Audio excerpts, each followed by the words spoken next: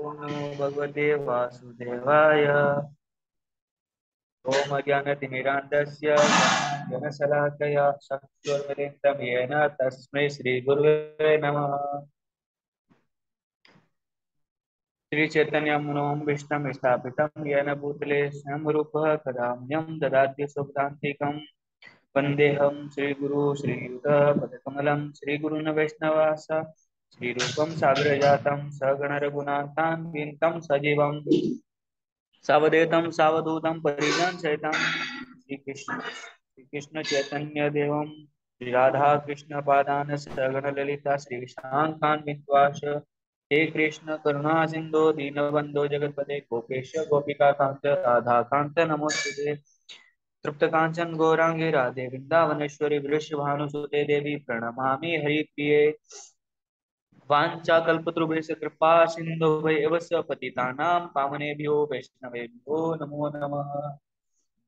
Shri Krishna Chaitanya Prabhu Nityanand Shri Advaita Gadadhar श्रीवासादि Gaur भक्तवृंद Hare Krishna Krishna Krishna Hare Hare Hare Ram Ram Ram Hare Hare.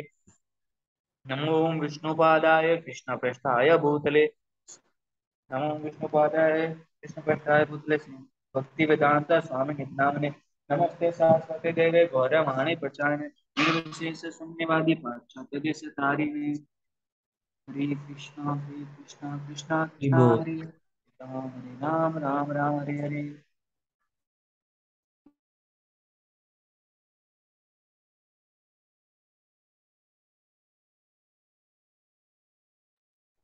Haribol. Thank you so much, Prabhu. So today we read the chapter 5, Talks between Krishna and Rukmini. And last chapter was, well, it was the deliverance of the demon Baumasura. So, once upon a time, Lord Krishna, the Supreme Personality of Godhead, the bestower of all knowledge to all living entities from Brahma to the insignificant ants, was sitting in the bedroom of Rukmini, who was engaged in the service of the Lord, along with her assistant maid servants. Krishna was sitting on the bedstead of Rukmini, and the maid servants were engaged in fanning him with chamaras, yak-tail fly whisks. Lord Krishna's dealing with Rukmini as a perfect husband is a perfect manifestation of the supreme perfection of the personality of Godhead. There are many philosophers who propound a concept of the absolute truth in which God cannot do this or that. They deny that the incarnation of God or the supreme absolute truth in human form. But actually, the fact is different. God cannot be subjected to all imperfect sensual activities. He is the all powerful, omnipresent personality of Godhead, and by his supreme will, he can not only create, maintain, and annihilate the whole cosmic manifestation, but he can also descend as an ordinary human being in order to execute the highest mission. As stated in the Bhagavad Gita, whenever there are discrepancies in the discharge of human occupational duties, he descends. He is not forced to appear by any external agency, but descends by his own internal potency in order to re-establish the standard functions of human activities, as well as to simultaneously annihilate the disturbing elements in the progressive march of human civilization. In accordance with this principle of the transcendental pastimes of the Supreme Personality of Godhead, he descended in his eternal form of Sri Krishna in the dynasty of the Yadus. The palace of Rukmini was wonderfully finished. There were many canopies hanging on the ceiling with laces bedecked with pearl garlands, and the whole palace was illuminated by the effulgence of valuable jewels. There were many flower orchards of Baela and Chameli, which are considered to be the most fragrant flowers in India. There were many clusters of these plants with blooming flowers enhancing the beauty of the palace.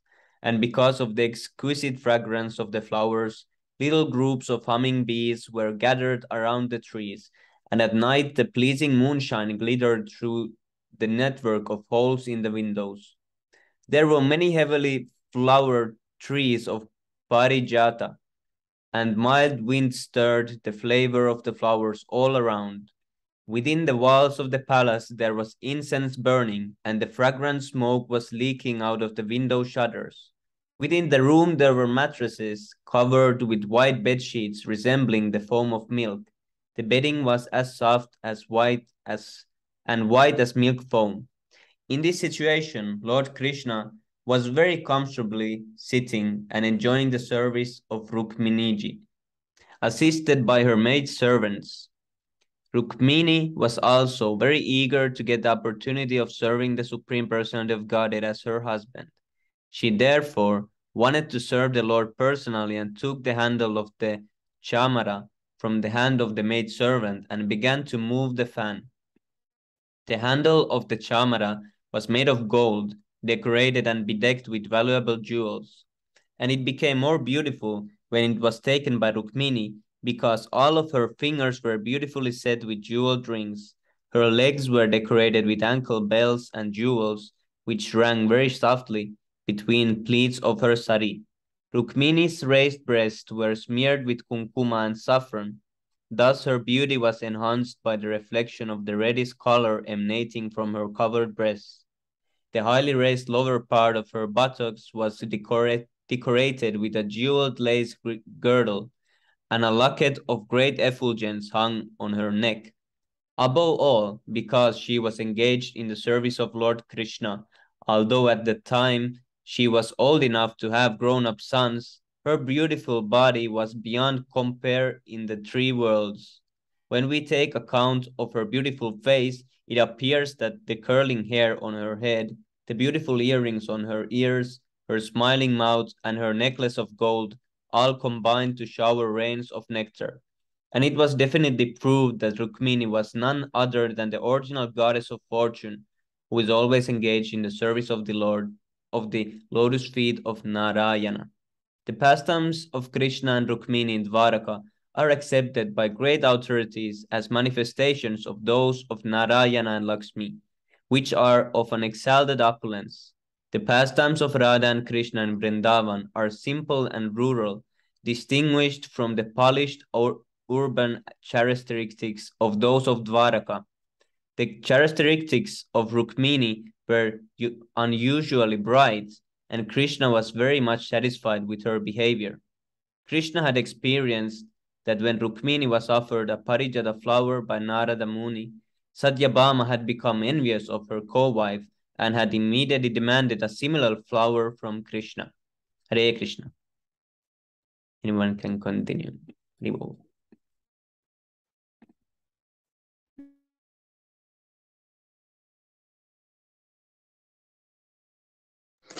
Hare Krishna. In fact, she could not be pacified until she was promised the whole tree. That was actually done by Krishna. The tree was brought down to the earth planet from the heavenly kingdom. After this episode, Krishna expected that because Satyabhama had been rewarded by a full tree of Parijata, Rukmini would also demand something. Rukmini did not mention anything of the incident, however, for she was grave and simply satisfied in her service. Krishna wanted to see her a bit irritated, and therefore he schemed in order to see the beautiful face of Rukmini in an irritated condition. Although Krishna had more than 16,100 wives, he used to behave with each of them with familial affection. He would create a particular situation between himself and his wife, in which the wife would criticize him in the irritation of love, and Krishna would enjoy this. In this case, because Krishna could not find any fault with Rukmini, for she was very great and always engaged in his service, he smilingly, in great love, began to speak to her. Rukmini was the daughter of King Bhishmaga, a powerful king. Thus, Krishna did not address her as Rukmini. He addressed her this time as the princess. My dear princess, it is very surprising. Many great personalities in the royal order wanted to marry you. Although not all of them were kings, all possessed the opulence and riches of the kingly order. They were well behaved, learned, famous among kings, beautiful in their bodily features and personal qualifications, liberal, very powerful in strength, and advanced in every respect. They were not unfit in any way, and over and above that, your father and your brother had no objection to such marriages. On the contrary, they gave their word of honor that you would be married with Shishupala. The marriage was sanctioned by your parents. Shishupala was a great king and was so lusty and mad after your beauty that if he had married you, I think he would always have remained with you just like your faithful servant. In comparison to Shishupala, with his personal qualities, I am nothing, and you may personally realize it. I am surprised that you rejected the marriage with Shishupala and accepted me, who am inferior in comparison to Shishupala. I think myself completely unfit to be your husband because you are so beautiful, sober, brave, and exalted. May I inquire from you the reason that induced you to accept me? Now, of course, I can address you as my beautiful wife, but still, I may inform you of my actual position that I am inferior to all those princes who wanted to marry you. First of all, you may know that I was so much afraid of Jarasandha that I could not dare to live on the land, and thus I have constructed this house within the water of the sea. It is not my business to disclose this secret to others, but you must know that I am not very heroic. I am a coward and I am afraid of them. Still, I am not safe because all the great kings of the land are inimical to me. I have personally created this inimical feeling by fighting with them in many ways. Another fault is that although I am on the throne of Dwaraka, I have no immediate claim. Although I got a kingdom by killing my maternal uncle, Kamsa, the kingdom was to go to my grandfather. So actually, I have no possession of a kingdom. Besides that, I have no fixed aim in life. People cannot understand me very well. What is the ultimate goal of my life? They know very well that I was a cowherd boy in Vrindavana. People expected that I would follow the footsteps of my foster father, Nanda Maharaja, and be faithful to Srimati Radharani and all her friends in the village of Vrindavana. But all of a sudden, I left them. I wanted to become a famous prince. Still, I could not have any kingdom, nor could I rule as a prince. People are bewildered about my ultimate goal of life. They do not know whether I am a cowherd boy or a prince, whether I am the son of Nanda Maharaja or the son of Vasudeva. Because I have no fixed aim in life, people may call me a vagabond. Therefore, I am surprised that you could select such a vagabond husband. Besides this, I am not very much polished, even in social etiquette. A person should be satisfied with one wife. But you see, I have married many times and I have more than 16,000 wives. I cannot please all of them as a Polish husband. My behavior with them is not very nice, and I know you are very much conscious of it. I sometimes create a situation with my wives which is not very happy. Because I was trained in a village in my childhood, I am not well acquainted with the etiquette of urban life. I do not know the ways to please a wife with nice words and behavior. And from practical experience, it is found that any woman who follows my way or who becomes attracted by me is ultimately left to cry for the rest of her life. In Vrindavana, many gopis were attracted to me, and now I have left them, and they are living but are simply crying for me in separation. I have heard from Akrura and Uddhava that since I left Vrindavana, all my cowherd boyfriends, the gopis and Radharani, and my foster father, Nanda Maharaja, are simply crying constantly for me. I have left Vrindavana for good, and I am now engaged with the queens in Dwaraka. But I am not well behaved with any of you, so you can very easily understand that I have no steadiness of character. I am not a very reliable husband. The net result of being attracted to me is to acquire a life of bereavement only. My dear beautiful princess, you may also know that I am always penniless. Just after my birth, I was carried penniless to the house of Nanda Maharaja, and I was raised just like a cowherd boy. Although my foster father possessed many hundreds of thousands of cows, I was not proprietor of even one of them. I was simply entrusted to take care of them and tender them, but I was not the proprietor. Here also, I am not proprietor of anything, but I am always penniless. There is no cause to lament for such a penniless condition. I possess nothing in the past, so why should I lament that I do not possess anything at present? You may note also that my devotees are not very opulent persons. They are also very poor in worldly goods. Those who are very rich, possessing worldly wealth, are not interested in devotion to me or Krishna consciousness. On the contrary, when a person becomes penniless, whether by force or by circumstances, he may become interested in me if he gets the proper opportunity. Persons who are proud of their riches, even if they are offered association with my devotees, do not take advantage of consciousness of me. In other words, the poor class of men may have some interest in me, but the richer class of men have no interest. I think, therefore, that your selection of me was not very intelligent. You appear to be very intelligent, trained by your father and brother, but ultimately you have made a great mistake in selecting your life's companion. But there is no harm. It is better late than never. You are at liberty to select a suitable husband who is actually an equal to you in opulence, family tradition, wealth, beauty, education, in all respects. Whatever mistake you may have made may be forgotten. Now you may chalk out your own lucrative path of life. Usually, a person does not establish a marital relationship with a person who is either higher, or lower than his position.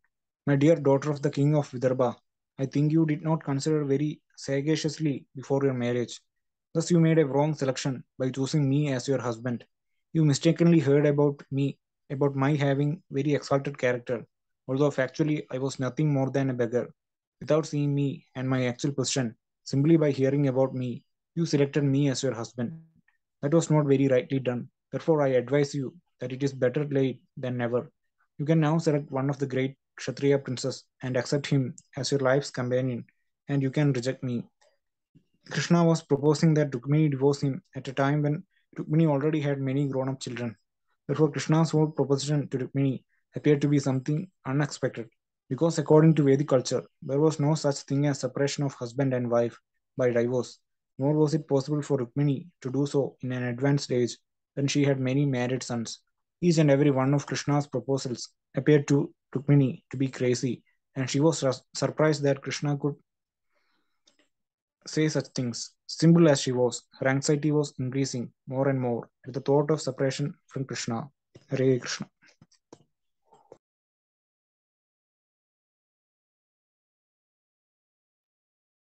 Hare Krishna. Krishna continued, after all, you have to prepare yourself for your next life. I therefore advise that you select someone who can help you both in this life and next life, for I am completely unable to help. My dear beautiful princess, you know that all the members of the princely order, including Shishupal, Salva, Jarasandha, Dantavakra, and even your elder brother Rukmini, are all my enemies. They do not like me at all. They hate me from core of their hearts. All these princes were very much puffed up with their worldly positions, and they did not care a fig for anyone who came before them. In order to teach them some lessons, I agreed to kidnap you according to your desire. Otherwise, I actually, I actually have no love for you. Although you loved me even before the marriage, as I have already explained, I'm not very much interested in family life or love between husband and wife. By nature, I'm not very fond of family life, wife, children, home, and opulences. As my devotees are always neglectful of all those worldly propositions, I'm also like that. Actually, I'm interested in self-realization that gives me pleasure and not this family life. After submitting his statement, Lord Krishna suddenly stopped. The great authority Sukadeva Goswami remarks that Krishna almost always passed his time with Rukmini, and Rukmini was a bit proud to be so fortunate that Krishna never left even for a moment. Krishna, however, does not like of his devotees to be proud. As soon as devotee becomes so by some tactic, he cuts down he cuts down that pride. In this case also, Krishna had said many things which were hard for Rukmini to hear. She could only conclude that although she was proud of her position, Krishna could be separated from her at any moment. Rukmini was conscious that her husband was not an ordinary human being. He was the supreme personality of God and master of all three worlds. By the way he was speaking, she was afraid of being separated from Lord, for she had never had such harsh words from Krishna before. Thus she became perplexed with fear of separation, and her heart began to palpitate. Without replying to words of Krishna's statement, she simply cried in great anxiety, as if being drowned in an ocean of grief. She suddenly scratched the ground with the nails of her toes, which were reflecting reddish light on the ground. The tears from her eyes were pink, mixed with black cosmetic ointment from her eyelids, and the waters were dropping down, washing the kumkuma and saffron from her breast. Choked up on account of great anxiety, unable to speak even a word, she kept her head downward and remained standing just like a stake. Due to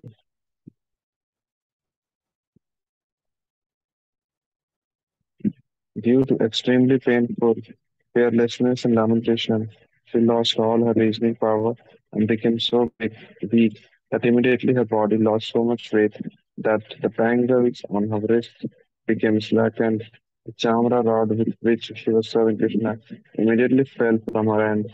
Her brain and memory became pulsed, and she lost consciousness.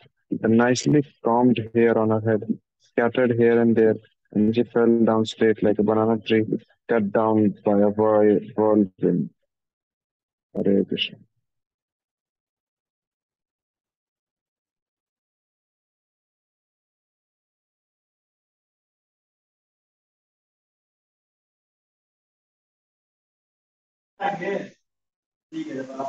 Lord Krishna immediately realized that Rukmani had not taken his words in a joking spirit.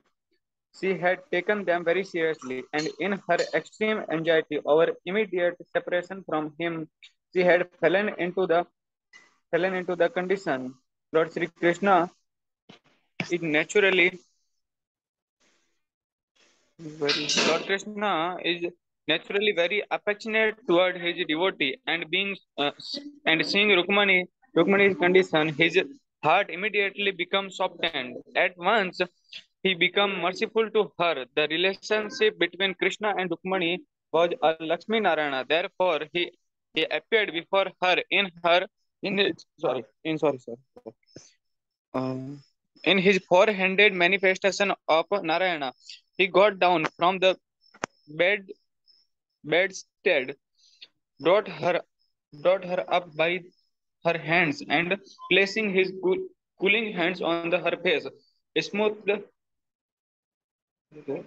smoothed the scattered hair on her head. Lord Krishna dried the wet breast of the Rukmaniji with his hand. Understanding the seriousness of Rukmani's love for him, he embraced her to his chest. The Supreme Personality is very expert in putting a things reasonably for the one's understanding, and thus he tried to retract all that he said before. He is the only resort for all the devotees, and so he know very well how to satisfy his pure devotee. Lord Krishna understand that Rukmani could not follow the statement which he had made in the joking way. To counteract her confusion, he again began to speak as follow. My dear daughter of King Vidarbha, my dear Rukmini, please do not misunderstand me. I don't be unkind to me like this. I know you are sincerely and seriously attached to me. You are my eternal companion, and words which have affected you so much are not factual. I wanted to irritate you a bit, and I was expecting you to make a counter answer to those joking words. Unfortunately, you have taken them seriously. I am very sorry for it. I expected that your red lips would tremble in the anger on the hearing my statement, and you would chastise me in many words. Oh, perfection of love! I never expected that your condition would be like this. I expected that you would put your blinking eyes upon me in the realization, and in that way I would be able to see your beautiful face in that angry mode. My dear beautiful wife, you know that we are householder, we are always busy in the many householder affair, so we long for a time that we can enjoy some joking words between us. That is our ultimate game in the householder life.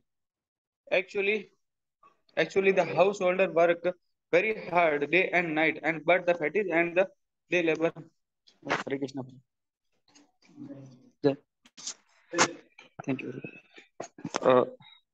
But actually, the householder work very hard day and night, but all fatigue of the day of the day's labor become minimized as soon they meet husband and wife together and enjoy life in many ways.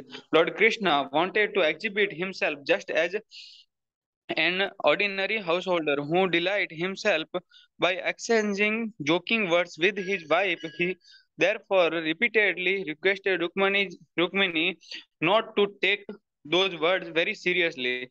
In this way, when Lord Krishna pacified Rukmani by his sweet word, she could understand that what was formerly spoken by him was not actually meant, but was spoken to the evoke some joking pleasure between themselves. She was therefore pacified by hearing the words of the Krishna.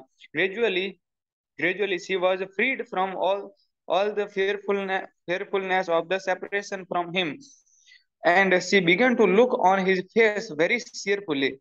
With her naturally smiling face, she said, "My dear lotus-eyed Lord, your statement that we are not a fit combination is completely right. It is not possible for me to come to an equal level with you, because you are the reservoir of the all qualities, the ultimate, unlimited Supreme Personality of Godhead. How can I be fit match for you? There is no possibility of a comparison with you, who are the master of all greatness, controller of the three qualities, and the object of the worship for the grand demigod like Brahma and Lord Shiva. As far as I am concerned, I am a production of the three modes of the material nature. The advancement of the devotional service, material nature. The three modes of material nature are impediment towards the progressive advancement of the devotional service. When and where can I be fit match for you, my dear husband? You have rightly said also that being afraid of the kings, you have taken shelter in the water of the sea. You have taken shelter in the water of sea. But who is the king of this material world? I do not think that the so-called royal families are king of the material world. The kings of the material world are the three modes of the material nature. The, the kings of the material world are the three modes of the material nature. They are actually the controller of this material world. You are situated in the core of everyone's heart, where you remain completely aloof from the touch of the three modes of the material nature. And there is not doubt about it. You say you always maintain enmity with the worldly kings. But who are the worldly kings? I think the worldly kings are the senses. I think worldly kings are the senses. They are most formidable and they control everyone's. Certainly, you maintain enmity with the three material senses. You are never under the control of the senses, rather you are the controller of the senses. Rishikesha, my dear Lord, you have said that you are the benefit of the all royal power, and that is also correct. Not only are you benefit of the material world supremacy, but even your servant, those who have some attachment to your lotus feet, also give up the material world supremacy, because they consider the material position to be darkest region, which checks of the progress of the spiritual enlightenment. Your servant do not like material supremacy. So, what to speak of you, my dear Lord? Your statement that you do not act as the ordinary person with a particular aim in the life is also perfectly correct. Even your great devotee and servant, known as great sages and a saintly person, remain in the such a state that no one can get no that human in the state that no one can get any clue to aim of their life. They are considered by the human society to crazy and cynical. Their aim of the life remain a mystery to the common human beings. The lowest of the mankind can know neither you nor your servant. A contaminated human being cannot even imagine the pastime of you and your devotee, all unlimited one. When the activities and endeavor of your devotees remain a mystery to the common human being, how can they understand your motive and endeavor? All kind of energies and opulence are engaged in your service, but still they are resting at your shelter. You have described yourself as a penil, penniless. But this condition is not poverty, since there is nothing in existence but yourself.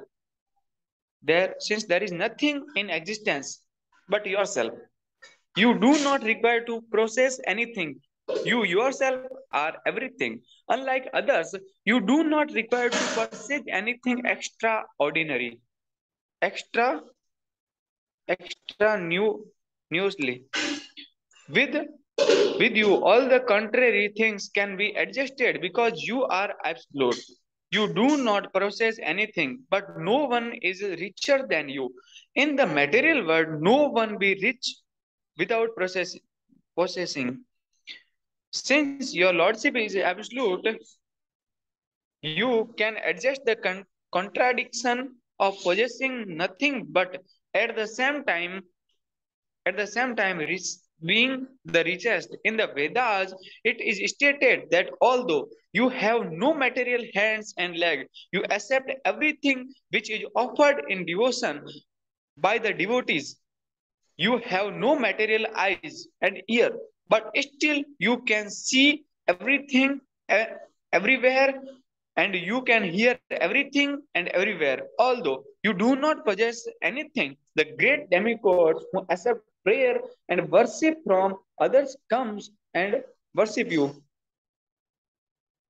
to solicit your mercy. How can you be categorized among the poor? My dear Lord, you have also stated that the richest section of the human society does not worship you. Richest section of human society does not worship you. This is also correct because person who are puffed up with the material possession think of utilizing their property for sense gratification.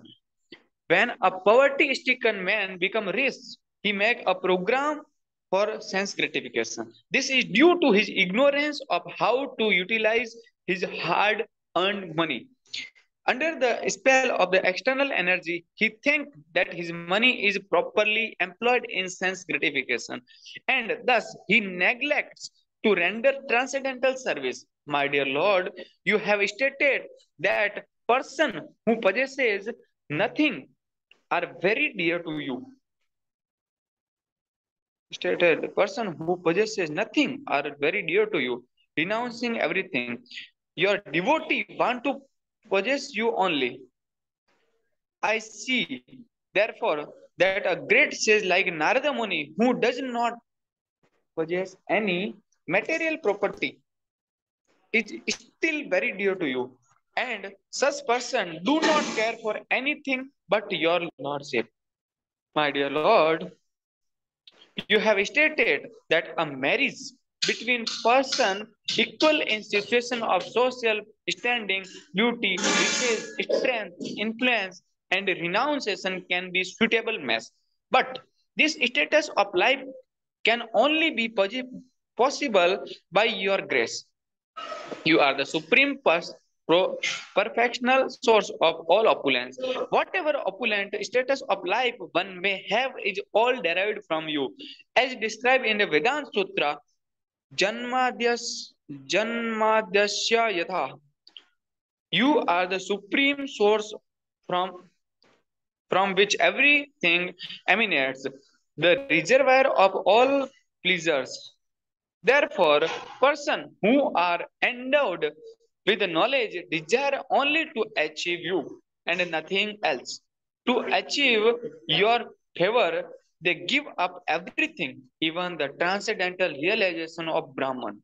You are the supreme ultimate goal of life. You are the reservoir of the interest of living entities. Those who are actually well motivated desire only you, and for this reason they give up everything to attain success.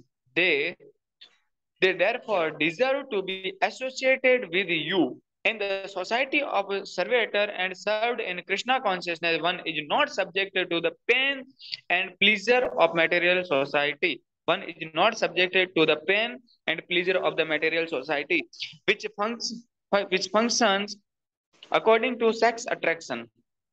Therefore, everyone, man or woman, should seek to be association with your society of servant and served.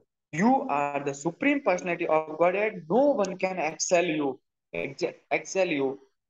nor can anyone come up to the equal level with you. The perfect social system is that in which you remain in the center, being served as the supreme, and all the other engage as your servitor. And in such a peace, perfectly constructed society, everyone can remain eternally happy and blissful. My Lord, you have stated that only the beggars praise your glory, and that is also perfectly correct. But who are those beggars? Those beggars are all exalted devotees, liberated personality, and those in the renounced order of the life.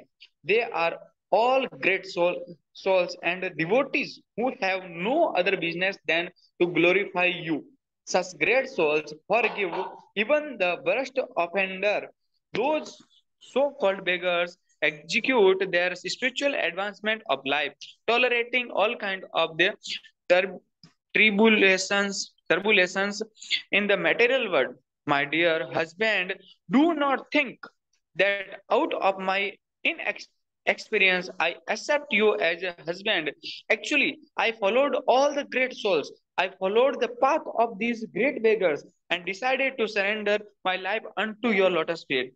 You have said that you are penniless, and that is correct. You distribute yourself completely to the great souls and devotees, knowing this fact perfectly well. I rejected even such a great personality like Lord Brahma and King Indra. My Lord, the great time factor act under your direction only. The time factor is so great and powerful that within moment it can affect devastation anywhere within the creation. Considering all these factors, I thought Jarasandha, Sisupala, and similar other princes who wanted to marry me to be no more important than ordinary insect. My dear, all powerful son of Vasudeva, your statement that you have taken shelter within the water of the ocean, being afraid of all these great princes, is quite suitable. But my experience with you contradicts this. I have actually seen that you have kidnapped me forcibly in the presence of all these princes at the time of my marriage ceremony simply by giving a jerk in the string of your bow. You very easily draw the others away and kindly give me shelter at your lotus feet. I still remember vividly that you kidnapped me in the same way as the lion forcibly take his share of the hunted booty, driving away all other small animal within the twinkling of an eye. My dear lotus-eyed Lord, I cannot understand your statement that woman and other person who have taken shelter under your lotus feet pass their days only in the very bereavement. From the history of the world, we can see that princes like Anga, Pratu, Bharata, Yayati, and Gaya were all great emperor of the world, and there were no competitor to their exalted position. But in order to achieve the favor of your lotus feet, they renounced their exalted position and entered into the forest to practice penances and austerities. When they voluntarily accepted such a position, accepting your lotus feet as all in all, does it mean that they were in lamentation or bereavement? My dear Lord, you have advised me that I can still select another from the princely order and divorce myself of your companionship. But, my Lord, my dear Lord, It is perfectly well known to me that you are the reservoir of all good qualities. Great saintly person like Narad Muni are always engaged simply in glorification your transcendental characteristics. If someone simply takes shelter of the such a saintly person, he immediately becomes freed from all material contamination. And by coming in the direct contact with your service, the goddess of fortune agrees agrees to bestow all her blessings. Under the circumstances, what woman who has once heard of your glories from authoritative source and somehow or other has tasted the nectarian flavor of your lotus feet can be pleased enough to agree to marry someone of this material world who is always afraid of death, disease, old age, and rebirth? I have therefore accepted your lotus feet not without consideration, but after mature and deliberate decision. Deliberate decision. My dear Lord, you are the master of three words. You can fulfill all desire of your devotees in this world and the next because you are the supreme soul of everyone. I have therefore selected you as my husband, considering you to be only fit personality. You may throw me in the species of the life according to the reaction of my fruitive activities, and I haven't the least concern for this.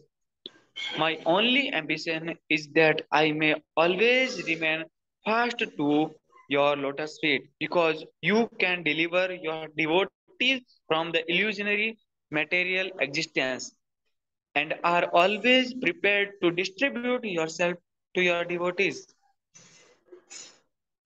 Hare Krishna, bro.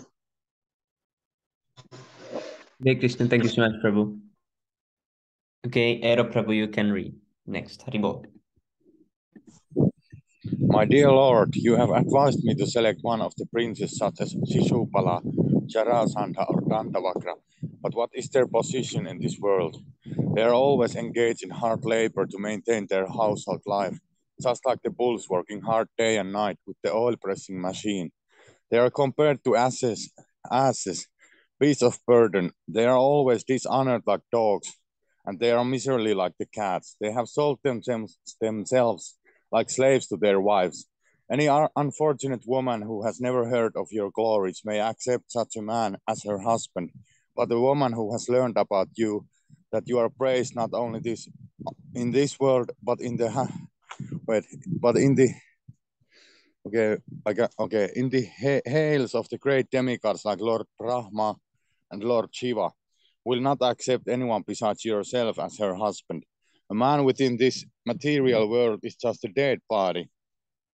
In fact, superficially, the living entity is covered by this body.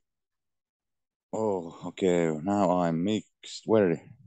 In fact, superficially, the living entity is covered by this body, which is nothing but a bag of skin decorated with beards and mustaches, hairs on the body, nails on the fingers, and hairs on the head. Within this decorated bag, there are bunches of muscles, bundles of bones, and pools of blood, always mixed up with stool, urine, mucus, bile, and polluted air, and enjoyed by different kinds of insects and germs. A foolish woman accepts such a dead body as her husband, and in sheer misunderstanding loves him as her dear companion. This is only possible because such a woman has never tasted the ever blissful flavor of your lotus feet. My dear lotus-eyed husband, you are self-satisfied. You do not care whether or not I am beautiful or qualified. You are not at all concerned about it. Therefore, your non-attachment for me is not at all astonishing.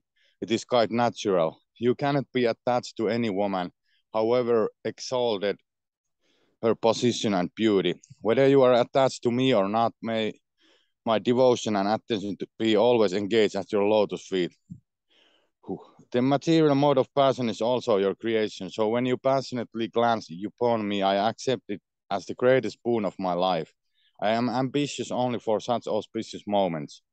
After hearing Rukmini's statement and her clarification of each and every word which he had used to arouse her anger of love toward him, Krishna addressed Rukmini as follows: "My dear chaste wife, my dear princess, I was expecting such an explanation from you, and for this purpose only I spoke all those joking words so that you might be cheated of the real point of view. Now my purpose has been served. The wonderful explanation that you have given to each and every word of mine is completely factual and approved by me. O most beautiful Rukmini, you are my dearmost wife. I am greatly pleased to understand how much love you have for me. Please take it for granted that no matter what ambition and desire you might have, and no matter what you might expect from me, I am always at your service. And it is a fact also that my devotees, my dearmost friends and servitors are always free from material contamination, even though they are not inclined to ask from me such liberation. My devotees never desire anything from me except to be engaged in my service. And yet, because they are completely dependent upon me, even if they are found to ask something from me, that is not material. Such ambitions and desires, instead of becoming the cause of material bondage, become the source of liberation from this material world. My dear chaste and pious wife, I have tested on the basis of strict chastity your love for your husband, and you have passed the examination most successfully. I have purposely agitated you by speaking many words which were not applicable to your character, but I am surprised to see that not a pinch of your devotion to me has been deviated from its fixed position. My dear wife, I am the bestower of all benedictions, even up to the standard of liberation from this material world. And it is I only who can stop the continuation of material existence and call one back to home, back to Godhead. One whose devotion for me is adulterated worships me for some material benefit, just to keep himself in the world of material happiness, culminating in the pleasure of sex life. One who engaged himself in severe penance and austerities just to attain this material happiness is certainly under the illusion of my external energy. Persons who are engaged in my devotional service simply for the purpose of material gains and sense gratification certainly are very foolish. Material happiness based on sex life is available in the most abominable species of life, such as the hogs and dogs. No one should try to approach me for such happiness, because it is available even if one is put into a hellish condition of life. It is better, however, for persons who are simply after material happiness and not after me to remain in that hellish condition. Material contamination is so strong that everyone is working very hard day and night for material happiness. The show of religiousness, austerity, penance, humanitarianism, philanthropy, politics, science, everything is aimed at realizing some material benefit. For the immediate success of material benefit, the materialistic persons generally worship different demigods, and under the spell of material propensities, they sometimes take the devotional service of the Lord. Sometimes it so happens that if a person sincerely serves the Lord and at the same time maintains material ambition, the Lord very kindly removes the sources of material happiness. Without finding any resource in material happiness, the devotee then engages himself absolutely in pure devotional service. Lord Krishna continued, "My dear best of the queens, it is clearly understood by me that you have no material ambition. Your only purpose is to serve me, and you have long been engaged in an unalloyed service. Exemplary, unalloyed devotional service not only can bestow upon the devotee liberation from this material world, but it also promotes him to the spiritual world for being eternally engaged in my service. Persons who are too addicted to material happiness cannot render such service. Women whose hearts are polluted and full of material desires devise various means of sense gratification while outwardly showing themselves to be great devotees. My dear honored wife, although I have thousands of wives, I do not think that any one of them can love me more than you. The practical proof of your extraordinary position is that you had never seen me before your marriage. You had simply heard about me from a third person, and still your faith in me was so fixed that even in the presence of many qualified, rich, and beautiful men of the royal order, you did not select any one of them as your husband, but insisted on having me. You neglected all that princes present, and very politely you sent me a confidential letter inviting me to kidnap you. While I was kidnapping you, your elder brother Rukmi violently protested and fought with me. As a result of the fight, I defeated him mercilessly and disfigured his body. At the time of Aniruddha's marriage, when we were all engaged in playing chess, there was another fight with your brother Rukmi on a controversial verbal point, and my elder brother Balarama finally killed him. I was surprised to see that you did not utter even a word of protest over this incident. Because of your great anxiety that you might be separated from me, you suffered all the consequences without speaking even a word. As the result of this great silence, my dear wife, you have purchased me for all time. I have become eternally under your control. You sent your messenger to me inviting me to kidnap you, and when you found that there was a little delay in my arriving on the spot, you began to see the whole world as vacant. At that time, you concluded that your beautiful body was not fit to be touched by anyone else. Therefore, thinking that I was not coming, you decided to commit suicide and immediately end that body. My dear Rukmini, such great and exalted love for me will always remain within my soul. As far as I am concerned, it is not within my power to repay you for your unallowed devotion to me. The Supreme Personality of Godhead, Krishna, certainly has no business being anyone's husband or son or father, because everything belongs to him and everyone is under his control. He does not require anyone's help for his satisfaction. He is Atma Rama, self-satisfied. He can derive all pleasure by himself without anyone's help. When the Lord descends to play the part of a human being, he plays a role either as a husband, son, friend, or enemy in full perfection. As such, when he was playing as the perfect husband of the queens, especially of Rukmini, he enjoyed conjugal love in complete perfection. According to Vedic culture, although polygamy is allowed, none of the wives should be ill-treated. In other words, one may take many wives only if he is able to satisfy all of them equally as an ideal householder. Otherwise, it is not allowed. Lord Krishna is the world teacher. Therefore, even though he had no need for a wife, he expanded himself into as many forms as he had wives, and he lived with them as an ideal householder, observing the regulative principles, rules, and commitments in accordance with the Vedic injunctions and the social laws and customs of society.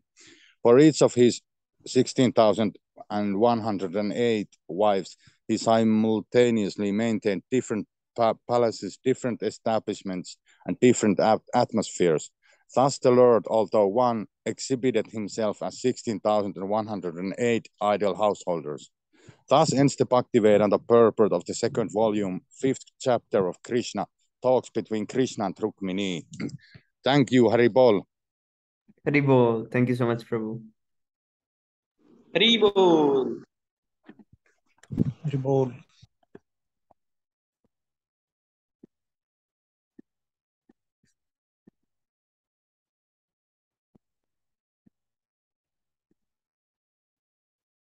Okay, let's read six Astakam prayers. Cheto darpanamarjanam bhavamahadavagni nirvapanam sreyah kairava chandrika vitaranam vidyavadu jivanam anandam buddhivardhanam pratipadam purnamritasvadanam sarvatma snapanam param vichayate Sri Krishna Sankirtanam. नाम्नामकारि बहुधानि च सर्वशक्तिस् तत्रार्पिता नियमिता स्मरणेन काला एतादृशी तव कृपा भगवन् ममापि दुर्दैवमिदृशां हाजनिनानुराग त्रिनाद अपि सुनिशेन तरुर अपि सहिष्णुना अमाननीय मनदेन कीर्तन्य सदा हरि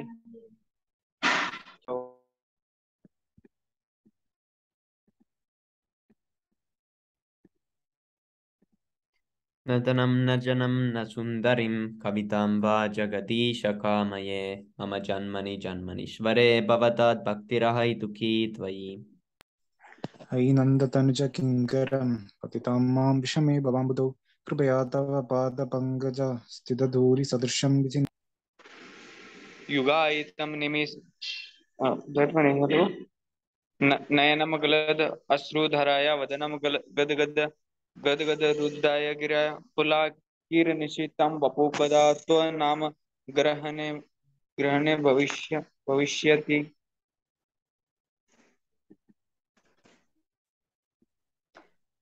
युगायितं निमेषेण चक्षुषा प्रविर्शायितं शून्यायितं जगत्सर्वं गोविन्द विरहेण मे आश्रित्य वा पादरदां पिनष्टु माम् अदर्शनामर्महतां करोतु वा यदा तदा वा विदधातु लम्पटो मत्प्राणनादस्तु स एव नापरः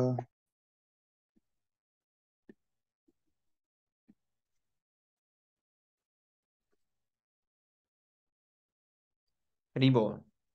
Glory to the Sri Krishna Sankirtana, which cleanses the heart of all the dust accumulated for years and extinguishes the fire of conditional life of repeated birth and death.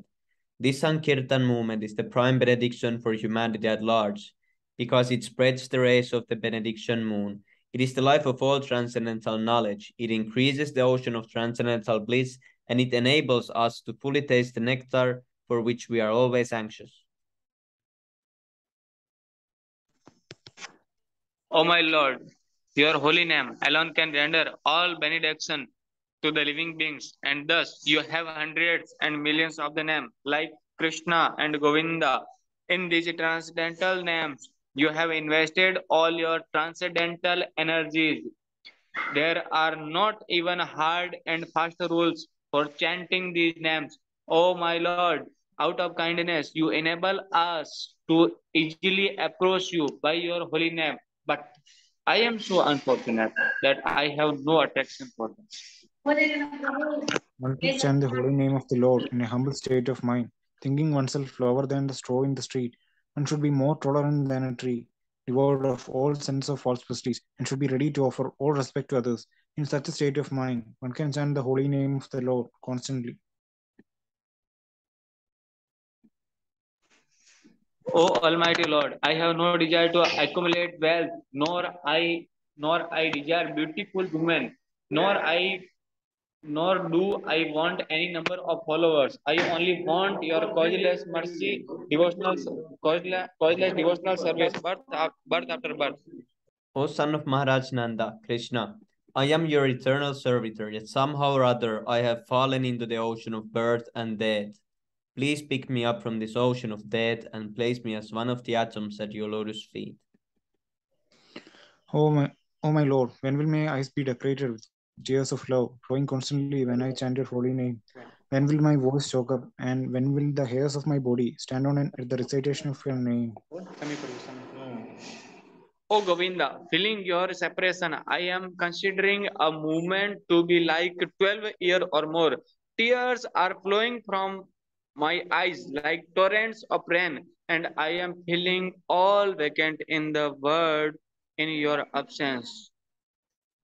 I know no one but Krishna as my Lord, and he shall remain so, even if he handles me roughly by his embrace or makes me broken-hearted by not being present before me. He is completely free to do anything and everything, for he is always my worshipful Lord, unconditionally. Haribol, Sri Sastakam ki jai, Harinam की जय पंचतत्व की जय नित्यानंद प्रभु की जय चैतन्य महाप्रभु की जय जगत गुरु शिला भक्तिवेदांत स्वामी शिला प्रभुपाद की जय निजगुरु रखे वंदे हरि हरि बोल Hare Bol.